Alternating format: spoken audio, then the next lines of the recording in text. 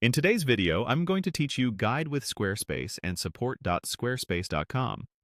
By the end, you'll know exactly how to navigate from the Squarespace website to the specific Help Center article called Using Office 365 with Your Squarespace Domain, so you can follow official guidance with confidence.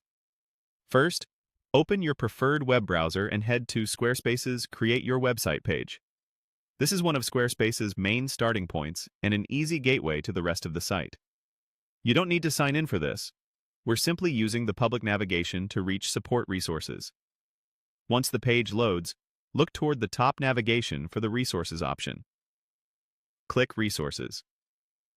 If you're on a phone or a smaller screen, open the menu icon first, then find Resources there. This section collects learning materials, tutorials, and links that point you to official help. Inside Resources, choose Help Center.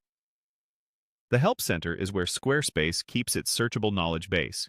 It's the fastest way to get step-by-step, up-to-date instructions from their support team. On the Help Center page, use the search bar and type the phrase, Using Office 365 with your Squarespace domain. Type it as written to narrow the results quickly.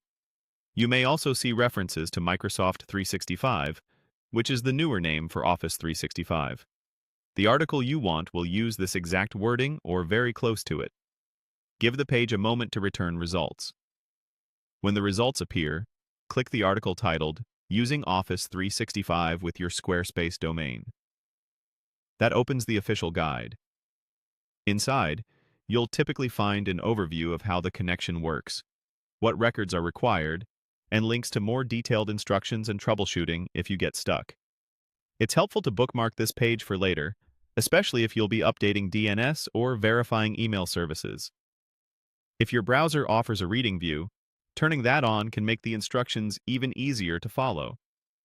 You can also use the page's search or table of contents to jump to sections that mention MX records, CNAME settings, or verification steps. And that's it. You started from Squarespace's main site, moved through resources to the Help Center, searched for the exact Office 365 guide, and opened the article you need.